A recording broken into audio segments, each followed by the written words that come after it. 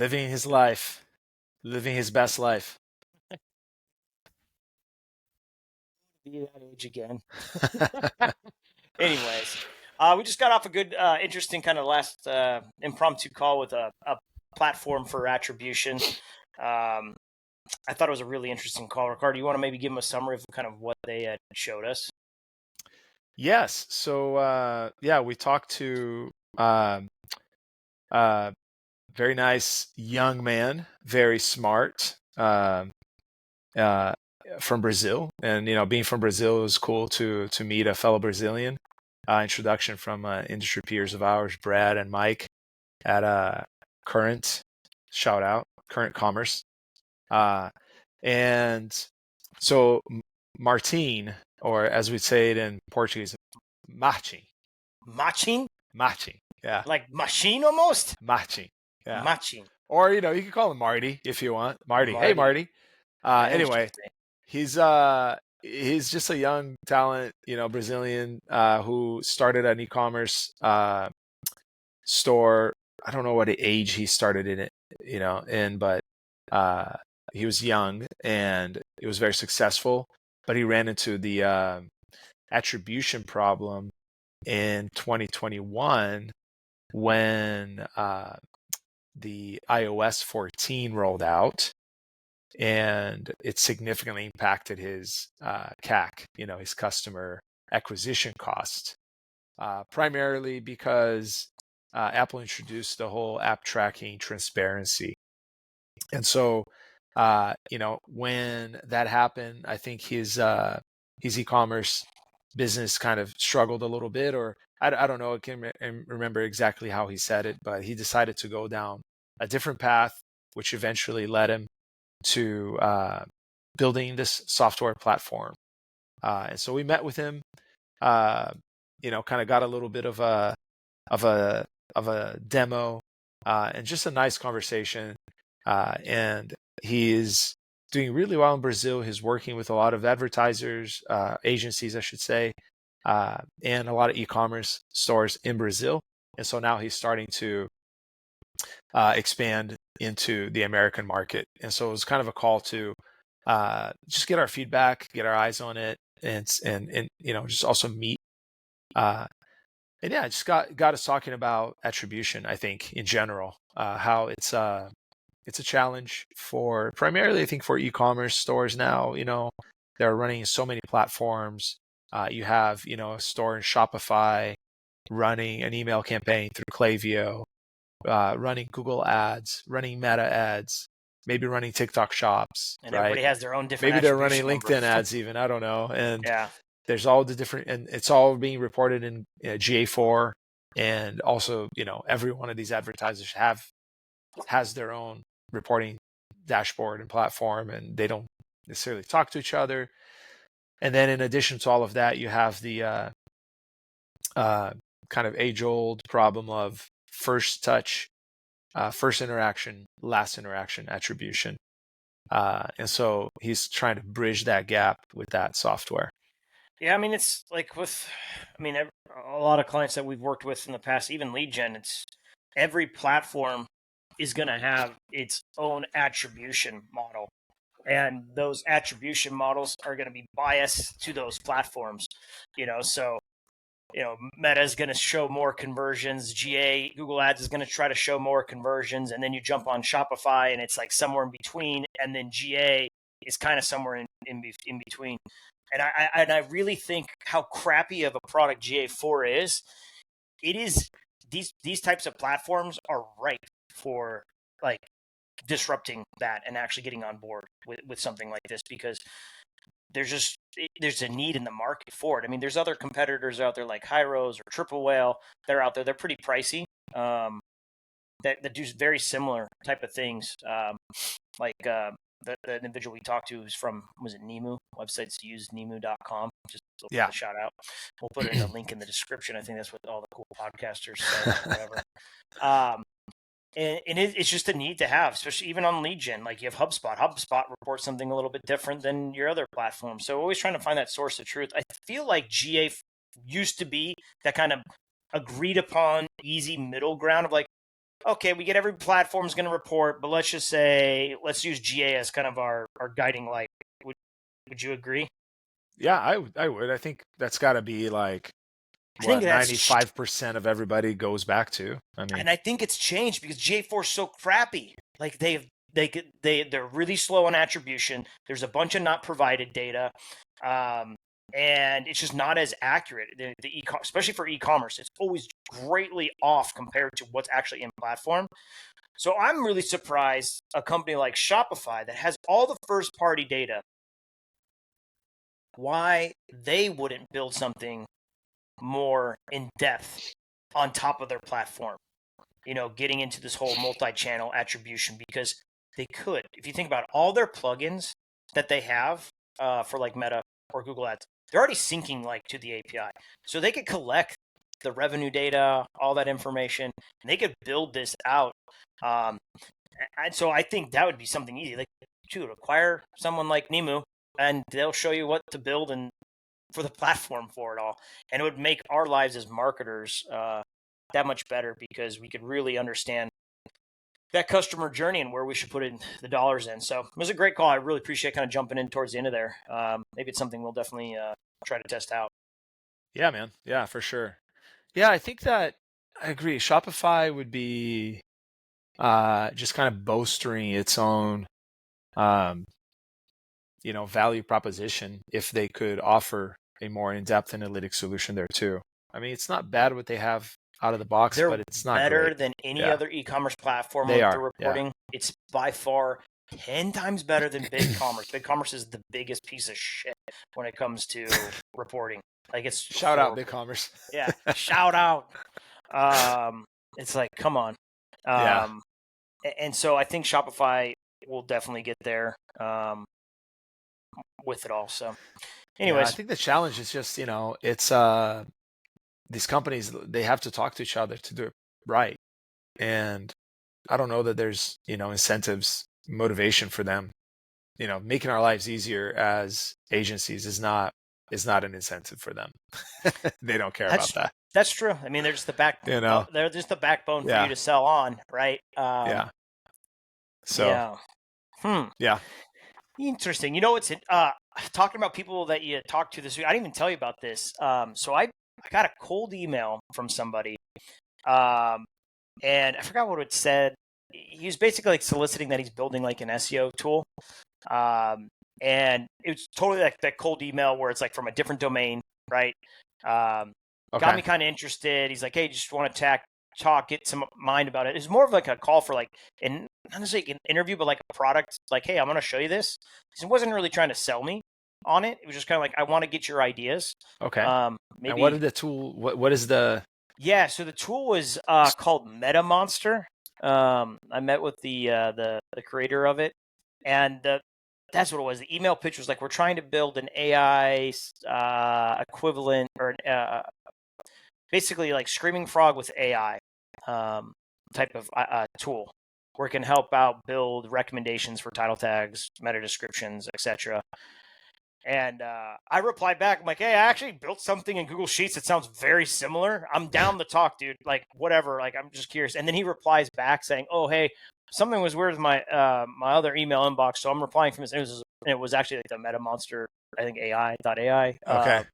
email, and I'm like, oh, bro, you did cold email. You don't gotta sugarcoat that. Like, I know what that was, which is fine. You got my attention. It works. Yeah.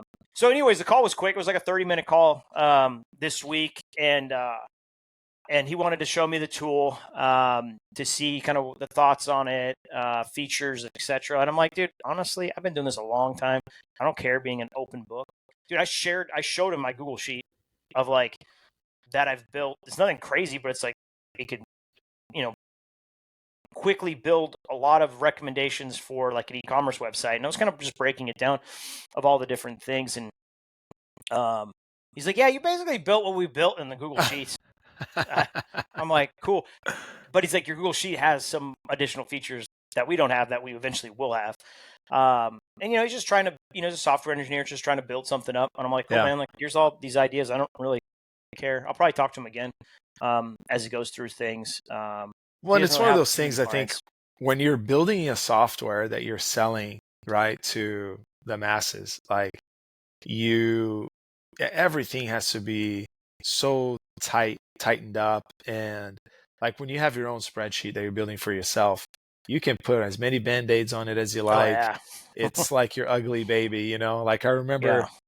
my reporting Excel from back in the day Mm. that had like macros and stuff in it. Damn, dude. You got to And explain like that to people what you did. That was insane. like when you push run, your computer would just like freeze for a few seconds.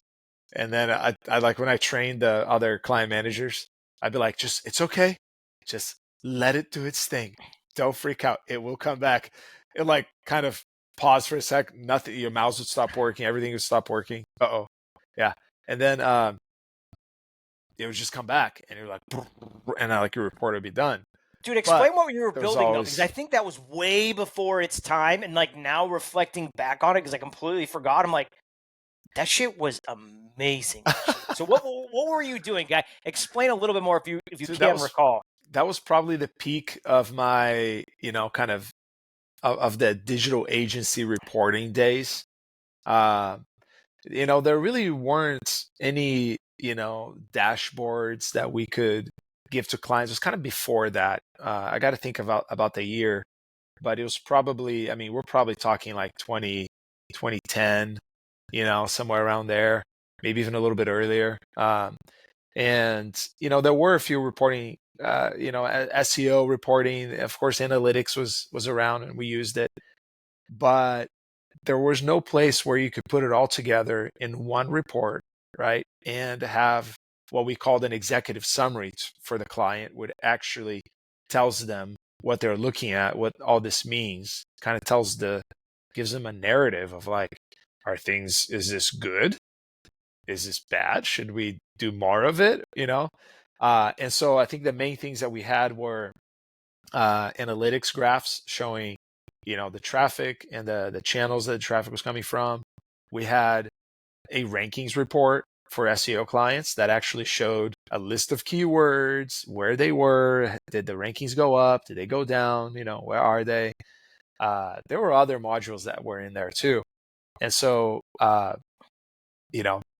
it was very manual process to build that every month for a monthly report for clients. And clients were expecting, at least back then, I don't think anybody's expecting that now. I haven't heard anybody ask for this, but like they were expecting to get like a PowerPoint, once a month, or like a PDF, printable PDF report that they could like share around with their executive teams or email around. And yeah, man. So we kind of, we tried a bunch of software that were available at the time, and nothing really did everything. There was always like, this does well at this. This has a good ranking report, but that's it. This one has a good analytics report, but that's it. And so we built an Excel.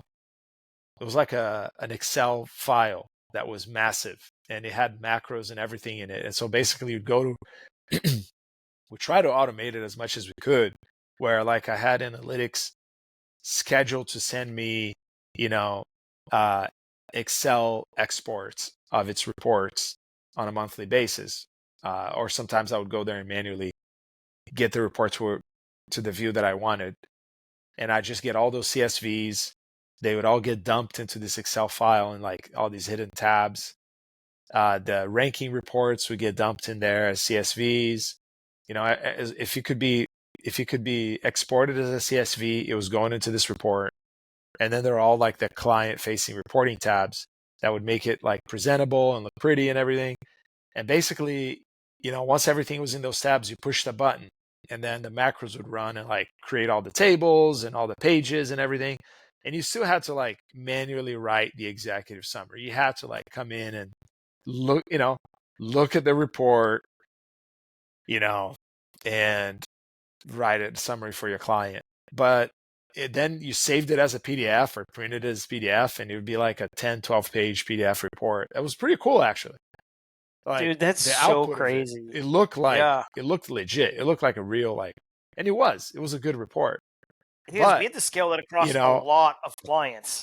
Like it was a that was the lot. thing that like I dreamed about at the time. I was like, we should like, build this thing and sell it because there's nothing like it. Every agency needs it, but we never really, I don't know, we were too young and dumb or something, or we were just busy, Yeah, but I it think was it funny goes back because to I like even used like it. building your own software though, like you said, like you have to like be Yeah, perfect, and it's got to have its quirks. Or something like you build, it could be your ugly duckling, and it's like, dude, it works though, like it works that's the for thing. That's the me. thing. It worked for us. And then we had like, I don't know, 3, 4 client managers that I helped support. And so they're all like, that's a cool report. Can we use your report? Like, yeah, but I'm going to have to train you. And like, it's almost embarrassing showing people how this thing works because it's so ugly, I remember but it you were like, "Oh, worked. don't judge, don't judge," and then it would like glitch sometimes. You're like, "God damn it!" Yeah. But Spent like a whole day trying to fix we one spend line like a of one whole day formula. doing like the bugs on it. You're like, "Yeah, I Yeah, remember that." But no, that it's was cool to funny. talk to Meta Monster though. Yeah. It's emerging product. Trying to get clients. It's definitely got some features that I'd like to have him add on there. He was trying to figure out the pricing for it all, etc. And trying to jump onto that AI wave of like, hey, how do I craft title tags, meta descriptions at a dynamic way? So I was kind of explaining some of the needs and wants, for it all. I'll probably still use my own tool because obviously it's just the cost of the API pool for it. But I And don't it's know if all anybody. what you want. It's exactly what you want. So, Yeah, I mean, it could yeah. definitely be. I should spend more time in refining it because it's at a point Yeah. now where I think it really could be even that much better. But then, yeah, you Maybe just we take that. gotta. It's just so much effort to take like an Excel spreadsheet or a Google sheet and then put it into software that is super user friendly and it's got all the things that you need. I think that's just something that's probably what I was prevented gonna us say from ever Meta doing Monster it. might need to watch out because maybe we'll take that spreadsheet and actually do something with it. Yeah, maybe. Who knows? Who knows? But then But do the I want to email. start selling software? I So wouldn't even I know where to know that's start. another thing. The way that they reached out to you though with a cold email, I feel like Mm-hmm. they must be targeting agencies then, right? 100%. Yeah. 100%. And cold email does work. I mean, how many cold Yeah. emails do we get a day that actually land in our Right. inbox? Right. Dude, I probably get 15. No joke. Probably Yeah. 15 that come in. And, half the time I'm archiving them when I'm looking on my phone. And I'm just like, I know what you are. I know what you are. Yeah. I've definitely changed my view. Where over the years where like I saw somebody putting something on LinkedIn about how these cold emails they'll have. If you don't want to hear from me anymore, reply no. And this guy made a whole rant on LinkedIn like, "Whoa, wait, it's my job now to say no to you when you're in my inbox? Like, uh, I'm just gonna mark you as spam." And the reality is like they're not emails, they're ads, right? So like yeah. you kind of have to just look at them as like it's like you're watching your YouTube video and you're getting served an ad, like you're going through your inbox and that's an ad. It's not Yeah. really an email. Yeah. Uh, and they're there to trick you, like somebody actually looked you up on LinkedIn and thought that you were the right person to, no, Mm-hmm. dude, I don't know how you're Google's ever going to you're get one of around 5,000 other people that are getting this email. Yeah. I guess not just Google, but any like email service or out there. This is always going to be something. Yeah, they've cranked down on it, but people are getting around it because they Yeah. figured out different ways. Because at the end of the day, I need to be able, like, even when a lead comes in for us, they fill out a contact form, and we need to send an email to them. Yeah. And it's a cold email. Right. Like, and if we lose that ability, like, how do I get like their opt-in? Like, hey, I can email you. Right. Like that's just not how that works. Exactly. Yeah. I don't know how could you modify that to be more of an opt-in system? Like, I know, like, I don't know, like it reminds me of like trying to send someone a DM that you don't follow. That you don't follow, like you have to take like kind of an initial step, and they got to follow you back. Then you can have a DM conversation. Yeah. Yeah. Yeah. I just don't think there's an ability to like in my email. Can I like look up their email address and then hit follow, and then they hit follow back, and then I can send the email? It's funny because it's weird. Having just spent some time in Brazil over spring break, it kind of reminded me how it's so communication in Brazil. And I was in Rio. Brazil's a big country, but I think it's safe to just call it Brazil because I think it's across the board in Brazil and probably many other countries, South America, and other places in the world, communication is so different than the way that we do here. So nobody do tell. texts each other. Emails are there, but they're also like internal emails. Like it's very low.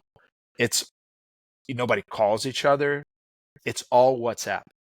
All Everything WhatsApp. is WhatsApp. You want to hit up a friend about plans for later, it's on WhatsApp. You want to call them, it's WhatsApp. You want to FaceTime, it's on WhatsApp. Do you want to order some food to be delivered, some DoorDash? That's WhatsApp. You want to make a reservation at a restaurant? It's WhatsApp. Do you want to call the store to ask if they have the thing before you go there? You're going to hit them up on WhatsApp. On the store's WhatsApp. Yes. You want to How talk to did that happen? Do you want to talk to your doctor about your test results? It's WhatsApp. It's everything, dude. Everything is WhatsApp. How'd that happen? I don't know how it happened. That's a great question, but it's I think that the reason it happened is because like phone call and SMS plans there are just really expensive, and data plans are just dirt cheap, like cheaper than here, way cheaper than here. And so everybody's on a data plan. People don't even have SMS, or, like they'll make a call like once in a blue moon.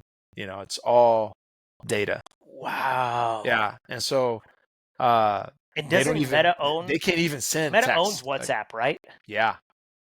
Yeah. And WhatsApp is actually, like, from a communication standpoint, it's great because it's encrypted. There's a lot of security around it, but there's also all kinds of like crazy, scams of people hijacking WhatsApp, and you lose it. You can't get it back. It's like losing your phone number, Wow. You have to get a new WhatsApp account. It's interesting because the individual from Nemu, Marcin, they say that? Marcin. Yeah. How am I supposed to say it in Portuguese? Marcin. Well, Marcin. That's how I say it because I'm from Rio. Like, he's from São Paulo, so I don't know. He might say like He might actually say more like in America, like Martin. I think he might say like more like Martin. Might be more like that. Martin. But we don't roll our R's like that in Rio. WhatsApp. It's more like an H. It's like Martin. Yeah. Right. Okay. Sorry, we got a line he asked there. for your WhatsApp, and he asked for your WhatsApp. And like, I'm just like, we don't got no WhatsApp here. I know Ricardo does though, for sure. But it kind of brings it full circle. That's really interesting though. It makes sense though that, like, hey, traditional cell phone plans back in the day, super expensive. I mean, probably still are, but data plans, dirt cheap. You have an app that goes in. It could have been any other communication app, whatever, but it just kind of got early engagement. Probably super easy to use, etc. Yeah. Because when I was in the Dominican Republic last year for that wedding, I striked it up pretty good with the one of the hotel concierge guys, and he had asked me for, like, hey, you're on WhatsApp? I'm like, no, like, but it kind of struck me like, oh, you're not? I'm like, oh, I'll go download it, and then I'm like, what am I using on? I'm like, what? Yeah. I think I still have an account, but I don't actually have it on my phone.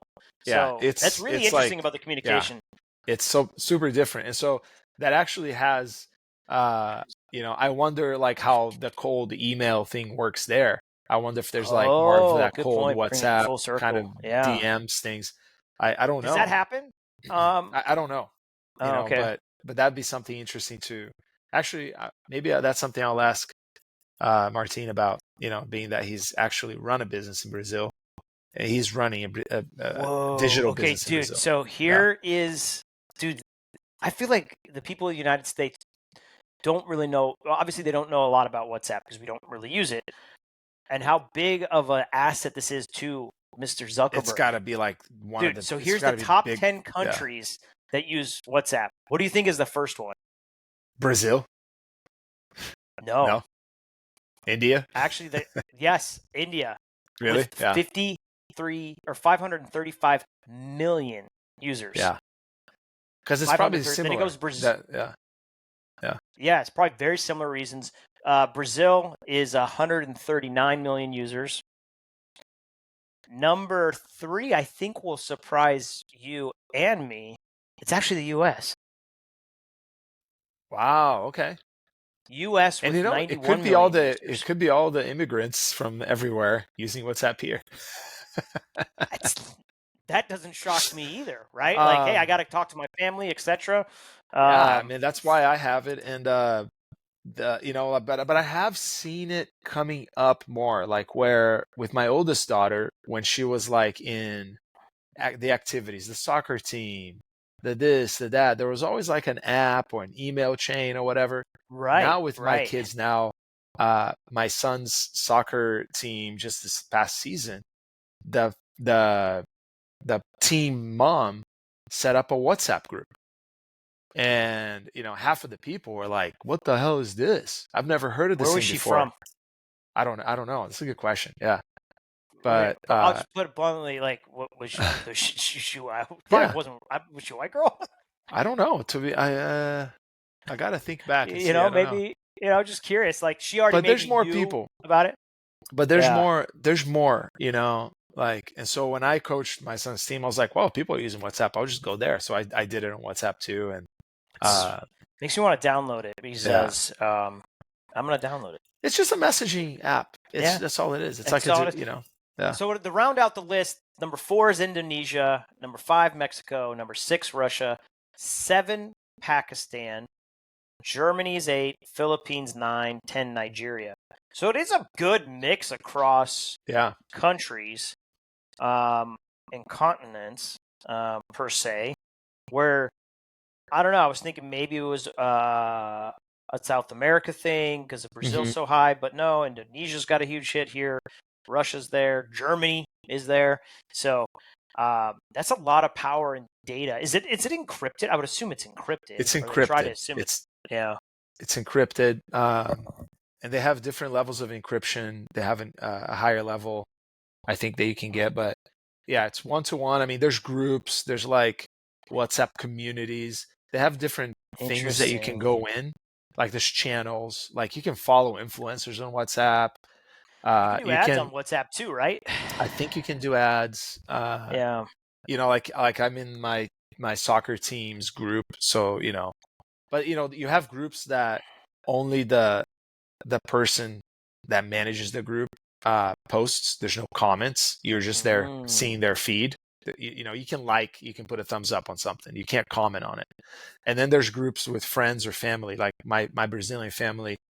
We have a whole chat group, and that's really my social media. That's where I share, pictures of the kids and stuff with my family there, because I'm not really posting that on Instagram anymore. Yeah. But yeah. That's Anyway, really interesting, though. But I mean, yeah, going back to the whole cold email, how communication's different, I would be curious yeah. on how that works because, like, even knowing like email business wise, like how for do you need a WhatsApp business account? Like I don't know. Yeah, Maybe right. that would be something that should be. But like that's just so interesting. Like, If we ever do business with Brazil, we would, I think that would be something that we would have to. Yeah, I was really surprised on the business side of things, how, because I knew the one-on-one, like personal side of things, that's how it was. But no, it's like uh delivery, food, bank, doctor, I mean, everybody, man. You that's know, wild. every store, every restaurant, everything. Yeah. Yeah, it seems like it's so fragmented in the States where it's like you have everything for like every app is some a little different, Yeah. but yeah, we But rely so this much on email. kind of makes me think a little bit about, not to switch the topic here, uh, It's but called the transition. We're it's good. like well, it's kind of big, right? Like how you communicate, and how like an entire country uses a communication channel that's owned by a private company, right? And if they, I don't know, if something happens, right? They decide to sell WhatsApp to somebody else, and they decide to change it. I guess people just have to adapt. Like everything might change. It's just kind of weird. Like it used to be your phone company, and so that kind of makes me think of the whole monopoly thing. And so Sure. this week, and to transition a little bit, I know Google is in hot water with that now. I, you know, I'm sure somebody's looking at WhatsApp and Meta as a potential monopoly over communication. I don't know. It's weird because that one happened more organically. Like people just were drawn to it. I don't know that they've gone out like, although Meta has acquired, like WhatsApp is an acquisition, Instagram is an acquisition, right? Uh, but yeah, Google is has received a ruling this week on their monopoly, case, and the court found them to be guilty of it. So I don't know exactly what that So it's means. interesting because Zuckerberg's actually going in front of hearings right now for monopoly for his stuff too. He is okay. Yeah, Yeah, yeah. so that's starting to happen. But for Google itself, yeah, I think it was like the second or the third ruling that like, hey, nope, yep, And definitely it's unfair over practices. for them. It's over online advertising technology. For this one, yeah, it's on like, and it's like because they have Google Ads and they have the display network or Google Ads network. It's like, hey, that's kind of weird, right? Um, Yeah, the person you're and paying ads actually then gets paid out on the other end too. It's like, yeah, that. How'd you do that? yeah. And how do you break that up? I mean, I don't know. Well, I know with the first ruling they were talking about like trying to break Chrome out of there, which I'm like, dude, they won't do that. That feeds so much data across different algorithms and things like that. Like I Yeah, don't know, and how they're going to force to do that. So they're going to break up Google Ads and then have AdWords as its own. I think that one probably makes the most sense. Um, like splitting it off, but I don't know these monopoly things, and yeah, it's like I see kind of both sides of it. Like like they're not letting competition come in and play, but it's like, are they doing evil? Yeah, they kind of are. It's like I see it both ways, but I don't know. Like you kind of have to have a monopoly in certain ways to pull shit off to have these things. To what we do. Um, yeah, mm, yeah. It's hard to know the motivation. From one end. I mean, I guess when you have a corporation with the shareholders, I mean, there's no limit to how rich they want to be, right? Their mandate is to grow endlessly. yeah, It's not yeah. like once we get to a point and now your shares are worth this much, we're good. We're going to park here for a while. It's not how it works. So it's also like the They system. have a legal obligation You to their get stakeholders. rewarded, for that growth, and then you get to a point that you grew too much, and now you're in trouble. It's Yeah, complicated. I could see some like if you had some malicious activity, like buying these so other people couldn't do that, etc.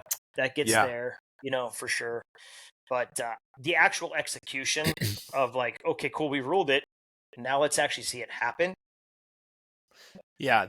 I will really be amazed if they do like sell it off. I don't remember And that's what anything I mean. It's technology like these wise being companies, split. they're too big to break up. Like, how do you? Yeah, like the Meta situation with WhatsApp. Like, it would have such a huge impact on so many countries if WhatsApp were to like change, which is crazy because it can't. It's owned by Meta. It's their product. They Yeah. could change it if they want to. Yeah, Uh, they are cracking down on it, and we'll see what happens. Like actually, like the day they pull out and they have to segment the companies or sell them off, and then someone acquires them, and then you have a separate login. like that's gonna be weird. yeah, yeah, For it all. But yeah. we also had a couple other news topics that popped up this week. Oh, What do we let's check them have? out. We had talked about that. Timu pulls its U.S. Google Yeah, shopping Timu. ads. Yeah, that was a big one that was covered. Which I am actually curious because we do have some clients in the past that Timu was bidding on stuff in the same space. So, um, yeah, I know that Timu and Shein were going to raise prices, but they also pulled out of Google Shopping, I believe, or dropped their drastic spend. Um, and that, yeah, because of the tariffs, which makes sense. Like, hey, we can't sell our cheap crap anymore um, via the ads, so we need I to mean, pull it. dude, the Temu shopping, it seemed to me like, I won't even call it borderline, and this is just a personal opinion. It was over the line, like toxic. Like, it's just so much cheap crap. Like, that shouldn't Americans be. love crap, dude. Unfortunately, It's a maybe that's problem. turning. It's a Yeah. problem. So yeah, they turned off their Google ads and their app rank, and then their app rank collapsed too because people weren't downloading the app as much. But and it's like I saw a news story too that is directly related to the tariffs, etc. Where like it's kind of almost like a team replacement. There's an app, I forgot what it is, but it's basically an app where you can try to buy things directly from Chinese manufacturers, and you don't know if it's real or not for it all. But it's like to buy cheap shit. Like, I don't understand. I do agree. Personal opinion, Temu and the type of products being sold. It's like Amazon was cool when it came out and things were cheap and you're getting things to your house. And then like Temu took it to another level where it's like you can get stuff that's like super cheap and you just don't know what it is. And I don't know, it comes across. And yeah, there's the whole environmental impact that it has too. But yeah, yeah, it's hard as a consumer, you know. Go ahead. No, I was gonna say me and Trevor have talked about kind of the American materialism on certain things, etc. And like, is it good? Is it bad? Etc. And Temu is one of those kind of contributors to it all. So that's the only point I was going to bring up. No, and I was going to say, as a consumer, it's tough because, you know, we talked about this week as I was buying a gift for my son. You know, I'm going to a store, a local store, and looking at the product, and I want to buy it. But then the same exact product is on Amazon for, $15 less. And it doesn't even matter because it's made in China. So I'm like, I guess it's more like, who do I want to profit from this? Amazon or this store? But if I want to, give preference to this store, which I don't really know anything about. I just know it's a store, so it's got a business owner. It's got, I don't know, it's local. I'm just got to shell out 15 or 20 more bucks. But the product is the same. It's coming from the same place. It's just who's the middleman, and it's asking a lot from a consumer to pay more just for the middleman, because the middleman is in my local economy. That's asking a lot, so yeah. It's hard. Yeah. So I ended up buying from Amazon. Yeah, dude. Yeah. That's I found myself I wanted to buy a new like smartwatch for running. Trevor had talked to me about the Garmin brand for running. They do a lot of cool stuff for hunting and stuff too. So I found myself doing research on the actual Garmin website. But then when I want to go purchase, I'm like tabbing between Amazon and that, because I'm like, hey, I did buy from the Garmin Amazon store, but I did. Yeah. Amazon was actually cheaper and you could get it here quicker. And that was the reason I gave those dollars there. But the website for Garmin still served a giant purpose. And it's kind of interesting. It goes back to the very first part of the conversation about attribution. When it's something is like that, that's going to be very hard to attribute, right? So Steve's got in one tab the Garmin website. Maybe I think I Googled it, searched it. So Google direct or organic traffic comes in, but then he's got this separate tab, or actually not even tab, app open. Those don't talk to each other. You can't, there's no first last click there to see, they started on my site, but they closed on Amazon. They close on the app, right. For it all. And so that's where you have to start looking at some of that, the zero click kind of attribution, as far as you just can't see the whole picture and you never will. That's the other thing too. You have to realize that it's like, as much as these platforms are out there, they can be very helpful to drive better paid media campaigns. Totally know that it's there. But then there's also this, I don't know, like the woo-woo of it all, like how it actually happens. Yeah. You can't put that into a data sheet no matter what, be it apps don't talk to each other. There's a technology, there's a privacy concern there too. It's just never going to have the full picture. So I think that's important to stress. Sure. Yeah. For it all. I guess in a way, it takes you a little bit back more towards like a brick and mortar store, right? Like you don't know where these people came from, where they heard from about your store. Were they just driving by and they saw it? Did they see an ad that you put on paper? Did they find you online? Like these people behind the counter are not asking, so where did you find us? Yeah.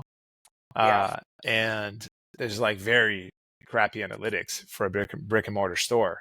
I know there's like really good technology there now for it, especially for the bigger ones, but it does kind of take you a little bit back more towards that where, in digital, we've been spoiled in the past, but that was the excitement of digital, like more privacy rules come up and because people used to just Google something, click on an ad and buy. That was easy. That was like the promise of the internet. And it was there, like attribution, you know where to spend your dollars. We can put this return. Why are you going to go do a mailer ad locally? That's dumb. You never know what the return is, etc. And that was the promise of the internet. And it did live up to its promise. And then there was this giant slide of like, we can't track shit anymore for various reasons. Yeah. And we're probably at the lowest point now of like, I don't know. We have some guesses here. Some educated guesses, but it reminds you of what it was at the same level of like a brick and mortar store, Totally. Yeah. Like, did that billboard on the 8 East really work for you? I can tell you how many impressions it gets of cars driving by, Yeah. So that is the challenge of the internet. And I think everybody is kind of been feeling that the last couple of years. And then even the platforms themselves, the ad platforms specifically, they have all their AI models or their algorithms that then kind of put that mystery of how it's actually even optimizing behind this black box that we have to trust. So it's like, right. That's tough because, this brings up an interesting conversation where with a client experience where, typically as a traditional marketer, we have been taught over the years, even with digital stuff, or non-digital stuff, that you would really want to tailor your ads for your audience. And the problem is these new platforms, they get like the PMAXs or Advantage Plus get like a preferential treatment of like, let the algorithm learn, and we're going to find the customer for you. You don't have to tell me what the customer is. So we've got into a scenario where when we try to actually like build out a very specific keyword target campaign for a client, let's say in Google Ads, that speaks directly to what these people are searching for. Like we're talking like phrase exact match for a very specific keyword group. It performs worse than the AI driven platforms. So it's like the moment you start segmenting and doing what is smart from a marketer perspective traditionally, they don't work as well as they used to. And so it's like they're almost like forcing you to use the black box algorithm, which then questions like, what value do I have? I'm just the guy that knows how to interface with it. That's been a challenge of frustration, I feel like, that has popped up. I'm like, I can't use my marketing brain. Like, this is what you should be doing. But it's actually doing it detrimental because they're forcing you to use the AI boxes, black boxes. So that's been frustrating too. Yeah. It's taking more imagination, and it's a tricky spot because the last thing we want to do is make something up, that's happening. But we're trying to make sense of it. And the reality is like, well, if you want to be really factual about it, there's some things that we can know, and there's a lot of things that, we can't prove, but we're correlating, we're creating, we're using experience, we're using base benchmarks, and we're trying to make sense of this data. And so there's a lot more theories, I guess, hypotheses, right, that we have to work with, and sometimes kind of bet on, because you don't have access to that actual black and white, data. Yeah, as much as people promise it's a possibility, you can get close, but you can't make it perfect.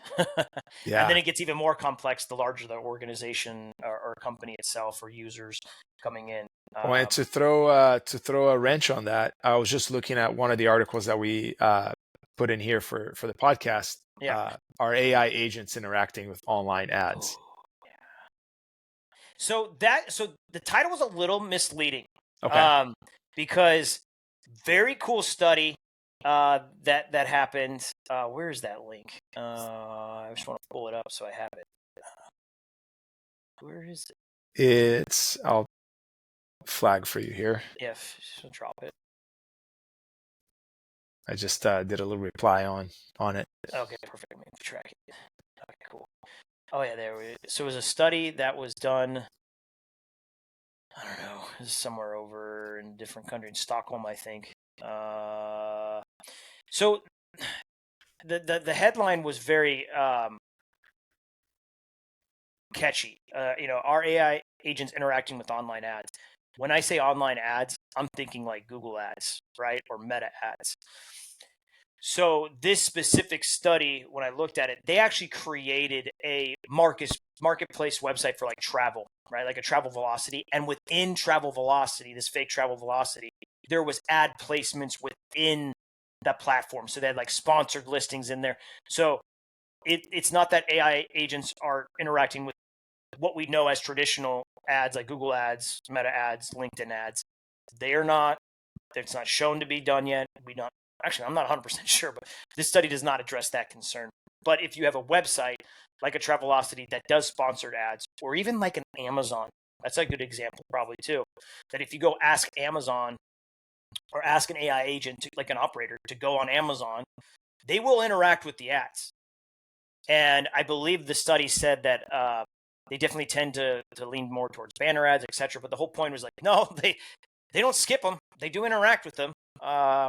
And so it's something to be thought about. And then even long-term down the road, when people start using AI agents to find information for them and they're interacting with websites, for sure they're going to be Googling stuff and clicking on ads. For sure they're going to, well, I don't know about Meta, how that's going to work, because maybe you have to be logged into your own profile and get that. But yeah, they're going to interact with ads. And then how does that all track back? And I guess the difference there is that these are agents, so they're not clicking, they're just kind of reading, right? No, And they the click. operators would be the ones actually. They do. No, the Okay. agents click. Like they Okay. travel through a website like a user. Yeah. Okay. So That when I an think I agent talked to Trevor clicks through about an this ad, last week, would that maybe. cost the advertiser a click? Oh yeah, for sure, 100%. Sweet. So because that's like the first, yeah. Me and Trevor were talking about this. Like we are the first line of experiencing a robot replacing what we do, and the web experience crawling the web is that first thing, because it's just there's no physical, like don't need a hand or or an arm to do it. It's just digitally done. And so that's the part too where even there are agent bots coming into your website now, and not just crawling it like from a crawler perspective, but interacting with your website. Like a Grubhub, they do that in an example, an operator. They're going to go to Grubhub and give me an order. That's a bot. So they're reading your text and responding to it, right? Yeah, the based on the interface command. of it Yeah. all, right? Yeah, so you kind of have to make sure that your website isn't too fancy, right? Like a crazy parallax website. I bet AI agents are going to have a hard time understanding how to navigate that. Where's the menu, etc. But that brings me up to a big part where I do think at some point in time, we need to have a segment within all of our analytics platform, even this Nemu, even Shopify, even GA, that this is not bot traffic, but agent traffic coming into your website. Like I want a filter of, I can toggle between two views of these are actual users, human view, and AI agent view, That's because it could fascinating, dude. skew it Yeah. completely different. Well, It's going to happen. And you're more and more, you're gonna want to have a good AI agent experience. Instead of UX, it'll be AIX. What percentage is that going to grow or whatever. into? You know, like right now, maybe it's like 5%. Because you want them to really understand your website, because they're going to use it to respond to the AI queries, and they're going to refer to you. And so I do think even in our design process, Ricardo, we have to call this out. I think it's something that is cutting edge, leading edge, that like, hey, our designs are thinking about the AI agents coming in. They're like, what are you talking about? Well, humans, most likely, are requesting AI agents to go on your website and Yeah. collect information. So we need to make sure that it's rendering correctly, etc. Not just like a search engine where they're scraping and pulling it. They're actually looking at the user interface of the website, so if they can't Yeah. easily find stuff, etc. It's a big call, but I don't know how we're going to track that down the line. I do think there needs to be some sort of protocol that is elected across all LLMs that do this, that like the user agent that comes in is identified as an AI agent on behalf of a human. And Right. then there's the other protocol that it's like, this is a human. Like, we just need to distinguish between those two, Yes. because otherwise we're not going to know at all. Like, we literally will have AI agents going and buying off our website. And I would literally have in my report, like, dude, quote me now. It'll probably be at the end of our careers when AI is starting to take over everything.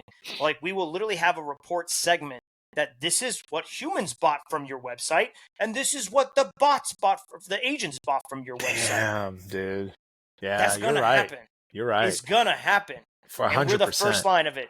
You know, yes, 100%. we'll get robots in our homes eventually that'll fold Yeah. laundry first and this and that and replace things, but this is the easiest place for them to come in right away and take over that Like, hey, experience. GPT, go find me the best priced bottle of that supplement that was mentioned on the Joe Rogan podcast, number whatever. The Yep. one that he interviewed, that guy. Okay, yeah. What's my budget? $50. Okay, great. It'll go through the web, it'll shop around, it'll click on ads, How it'll does go it through shop shopping. around, right? It's gonna Yeah. Google things. Yeah, it's gonna go through the shopping They'll have feeds. their own index, but they'll also go Google Might things. pull up a couple of different websites, you know, and send a couple of options to the user. Do you want A or B? Let's go with B. Okay, boom, and they'll buy it. You use, which credit card do you want me to use? Use the one ending in XXX. Okay, you're right, man, and that's going to be a more streamlined, direct experience needed for an AI agent. You know, they don't need, the necessarily all the, the testimonials. Maybe, I don't know. You know, it's how they establish credibility. It's gonna be different. Yeah. Yeah, you got to make it's going to be based off of the human experience, but it's going to evolve. It's going to be different eventually. Yeah. Yeah, the only thing I would say is like on the design, don't make shit too fancy or weird. Like, don't get too creative on it, because I think that will, like, AI is not going to understand the creativity of it. I'm just thinking like the old, some of the examples, like crazy parallax websites of certain items, and it's a lot of graphics, and maybe you're relying a lot of video to sell your product. Is AI going to click on the video and watch it? I mean, they could. Yeah, but you're just opening yourself up for more margin of error where things aren't, maybe interpreted, understood the right way. So you're going to have to be more straightforward, more clear in the messaging, and just present the content in a way that they, they'll be able to. Dude, and that example that you brought up is the supplement. Like, hey, that's something like you could get an assistant to do now, right? Like, an assistant could go do that. As an example, you go get a human, but now an AI bot or agent can do that quite easily. And then that will slowly adopt over time as the experience of how you should do it. And it's going to change how us as marketers report, how we even do ads. You know, I'm not sure about the one thing I'm not sure about is the ads, like Meta, where, people aren't searching for that product, right? We're getting in front of them. And I'm not sure how the agent bots are going to get interacted with there. Those are going to stay fleshy. I don't know. Maybe there's a bot that you use that, like, hey, can you just summarize my social media and give me my top posts? And within there's a segment that's like, hey, we saw these interesting ads that we thought you might be interested in based on it. And then it collects. I could see an AI bot or agent summarizing your social media, because it's just too much.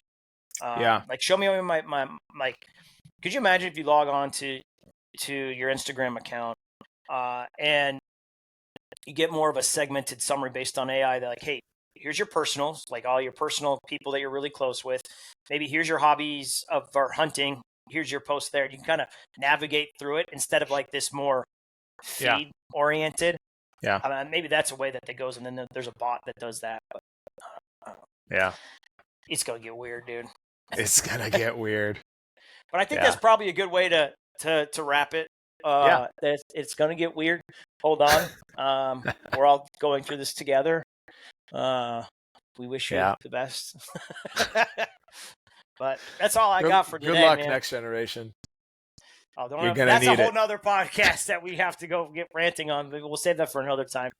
But yeah, thanks everybody for listening. Trevor normally does the outro, so I don't know. Like, subscribe, smash the button. I don't know. We don't do any of that stupid shit. Smash that like button. But we'll go from there. So right on.